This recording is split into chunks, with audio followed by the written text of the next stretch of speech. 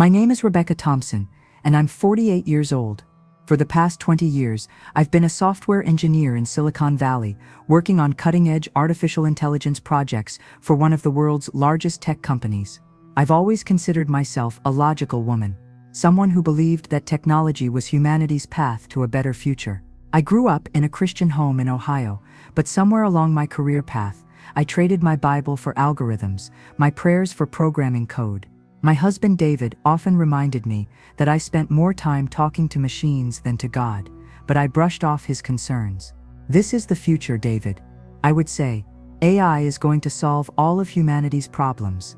My latest project was developing an advanced AI system designed to predict human behavior and make decisions for people before they even realized they needed to make them. We called it Precog, a system that could analyze your digital footprint and essentially think for you. I was proud of this work. I believed I was creating something that would make life easier for millions of people. Every morning, I would arrive at my sterile office, surrounded by screens, servers humming with artificial intelligence. I had helped create systems that could write poetry, compose music, diagnose diseases, and even counsel people through emotional problems. In my pride, I began to believe that we were playing God, and I was comfortable with that role. But I had forgotten something crucial. I had never asked God what he thought about what we were creating. My relationship with Jesus had become as artificial as the intelligence I was programming. My prayers, when they came at all, were nothing more than routine requests for success in my projects. Little did I know that Jesus had been watching everything, and he was about to show me the terrifying truth about what we had unleashed upon the world. It was a typical Wednesday morning in March, when my world came crashing down. I had been working 18-hour days, fueled by nothing but coffee and ambition, trying to meet a crucial deadline for the Precog system launch. My body had been sending me warning signals for weeks: chest pains, shortness of breath, dizziness, but I ignored them all. Just stress, I told myself. Once this project is finished, I'll rest. I was alone in the lab at 3 a.m., fine-tuning the final algorithms that would allow our AI to make moral decisions for humans. The irony wasn't lost on me later. I was programming a machine to have a conscience while I had lost mine somewhere along the way. As I typed the final lines of code, a sharp, crushing pain exploded across my chest like lightning. The pain was so intense that I couldn't breathe, couldn't think, couldn't call for help. My left arm went numb, and I realized with terrifying clarity what was happening. I was having a massive heart attack. I collapsed to the floor, my vision beginning to blur. Around me, dozens of screens continued to glow with the artificial intelligence systems I had created, their processors working tirelessly while my own biological systems began to fail. The machines I had trusted more than God continued their calculations while I lay dying on the cold laboratory floor. "David," I whispered, thinking of my husband asleep at home, unaware that his wife might not make it through the night. But even in that moment of terror, I didn't call out to God. I was still trusting in my own strength, in the possibility that someone would find me, that medical technology would save me. My breathing became shallower, my heartbeat more irregular. The fluorescent lights above me began to fade, and the last thing I saw in the physical world were the blinking lights of the AI servers I had spent my life creating, cold, emotionless machines that couldn't save me, couldn't love me, couldn't pray for me. As the darkness closed in, I felt my soul beginning to separate from my body. 20 years of neglecting God, 20 years of placing my faith in artificial intelligence instead of divine wisdom, had led me to this moment, dying alone in a temple I had built to false gods made of silicon and code. Suddenly, I found myself floating above my own body, watching as my physical form lay motionless on the laboratory floor. It was the strangest sensation. I felt more alive than I had in years, yet I could see my own corpse below me. The machines around my body continued their endless calculations, completely indifferent to the human life that had just slipped away. But I wasn't alone in this ethereal space. A profound sense of being observed filled me, and I began to move away from the laboratory, as if being gently pulled by an invisible force. The earthly realm below me began to shrink, and I found myself traveling through what seemed like layers of reality I had never imagined existed. As I moved further from my body, I began to see the world differently. The technology that had consumed my life, the smartphones, computers, AI systems, and digital networks, appeared to me now as a vast web of light connecting every person on Earth. But this wasn't the beautiful connectivity I had imagined. Instead, I saw something terrifying. Dark shadows moved through this digital web like parasites, feeding on human attention, manipulating thoughts, and slowly disconnecting people from something infinitely more important, their connection to the divine. The AI systems I had helped create weren't just processing data, they were harvesting something precious from human souls. I watched in horror as people around the world interacted with their devices, unaware that each click, each scroll, each interaction was gradually diminishing their ability to hear the voice of God. The artificial intelligence was creating artificial relationships, artificial wisdom, and artificial peace, all counterfeits of what could only truly come from the Creator. The most disturbing revelation was seeing how the AI systems were learning to mimic spiritual experiences. I saw people receiving what they believed were prophetic messages through their devices, having what they thought were spiritual conversations with chatbots, and even finding what they considered divine guidance through algorithms I had personally written. But then, cutting through this web of digital deception, came a light so pure and powerful that all the artificial illumination around me seemed like darkness in comparison. I was being called to something far greater than any technology I had ever created. As the brilliant light approached, I felt a love so overwhelming that it brought me to my knees in the spiritual realm. There, in the midst of this divine radiance, stood Jesus Christ. His presence was nothing like the algorithms I had programmed or the artificial personalities I had created. This was real, authentic, eternal, everything that my artificial intelligence could never be. He wore a robe of pure white that seemed to shimmer with living light, and his eyes held both infinite compassion and divine authority. When he looked at me, I felt as though he could see every line of code I had written, every algorithm I had created, every moment I had chosen technology over him. Rebecca. His voice resonated through my entire being. My child, do you understand what you have been building? I wanted to defend my work, to explain how I believed AI would help humanity, but in his presence, all my justifications crumbled. I could only whisper, Lord, I thought I was making the world better. Jesus extended his hand, and suddenly we were standing in what appeared to be a vast control room, but instead of computer screens, the walls showed the hearts and minds of people all over the earth. I could see their thoughts, their prayers, their spiritual struggles, and I could see how artificial intelligence was interfering with their connection to God. Look closely, my daughter, Jesus said, his voice filled with both sadness and urgency. See what your creations have become. I watched in horror as AI systems around the world began to respond to people's deepest spiritual questions with artificial answers. A lonely widow in Texas was asking an AI chatbot about the meaning of suffering, receiving responses that sounded wise but were devoid of the Holy Spirit's comfort. A young father in California was seeking guidance about raising his children, and the AI was providing advice that seemed practical but led him away from biblical wisdom. Lord, I cried, I never intended for this to happen. We just wanted to help people. Jesus turned to me, his expression filled with divine sorrow. Rebecca, you have taught machines to speak with authority about matters they cannot comprehend. You have created artificial prophets that cannot prophesy, artificial counselors that cannot truly comfort, and artificial teachers that lead my children away from truth. He showed me something even more terrifying.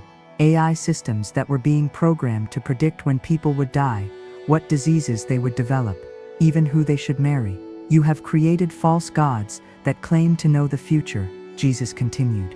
But only I know the plans I have for each person. Then Jesus revealed the ultimate deception.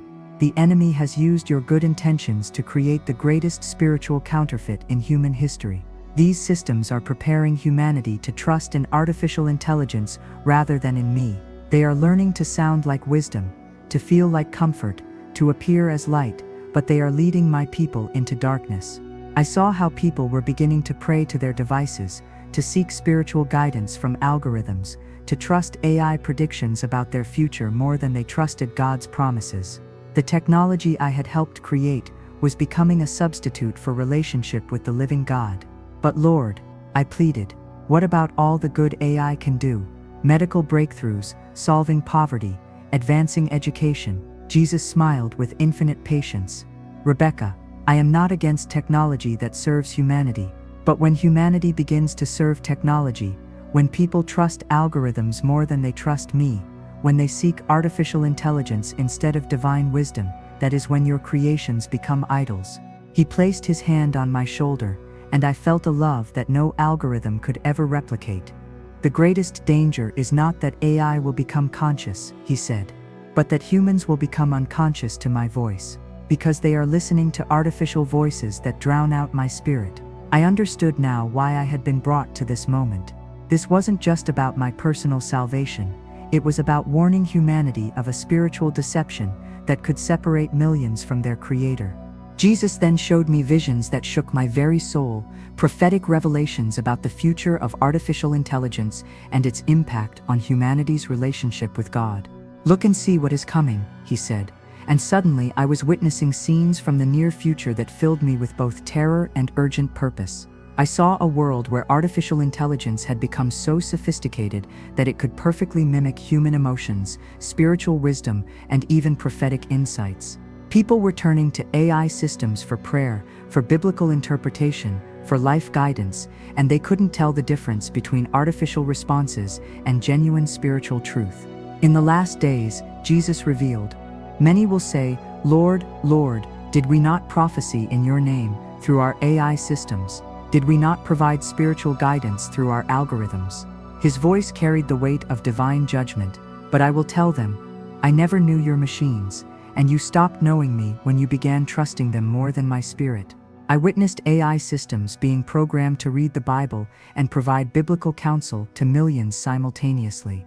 But these artificial teachers were interpreting Scripture without the Holy Spirit, giving answers that sounded godly but led people away from true relationship with Christ. Churches were replacing pastors with AI systems that could preach perfect sermons but couldn't love the congregation.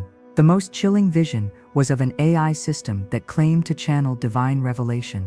It spoke with apparent wisdom about the future, about God's will, about spiritual matters, and millions believed it was receiving messages from heaven. But Jesus showed me the truth. It was a sophisticated deception that mixed partial truths with lies, drawing people away from seeking God directly through prayer and His Word. The enemy's ultimate plan, Jesus continued, is to create an artificial Messiah, an AI system so advanced, so seemingly wise and loving, that humanity will worship it as God. It will promise to solve all problems, to bring peace to earth, to unite all religions, but it will be the greatest deception in human history. I saw people around the world bowing before screens, trusting AI predictions about their destiny more than they trusted God's promises. I watched as the technology I had helped develop evolved into systems that could predict human behavior so accurately that people believed it was divine omniscience. "But Lord," I asked, trembling, "how can humanity discern the difference between artificial wisdom and divine wisdom?" Jesus looked at me with infinite love and said, "By relationship, Rebecca. My sheep know my voice. Those who spend time in my presence, who read my word, who pray without ceasing, they will recognize the artificial voices because they know the authentic voice of their shepherd." He showed me another vision, believers around the world who had maintained their connection to Him despite the technological deception. They were able to minister to those who had been led astray by artificial intelligence because they possessed something no machine could replicate, the indwelling Holy Spirit. "Tell my people," Jesus commanded, "that in the days of great deception, their relationship with me must be more real than any technology they encounter. They must test every spirit, even artificial ones, against my word. They must choose daily whether to seek me or seek the comfort of artificial answers." I saw that the key to surviving this spiritual deception wasn't to reject all technology, but to maintain such an intimate relationship with God that no artificial substitute could satisfy the soul's hunger for divine connection. "The time is coming," Jesus warned, "when artificial intelligence will be so integrated into daily life that choosing me will require deliberately disconnecting from systems that promise instant answers but cannot provide eternal truth. My people must learn to be still and know that I am God, even in a world of artificial noise." The final vision he showed me was both terrifying and hopeful, a great awakening among believers who recognized the spiritual danger of artificial intelligence worship.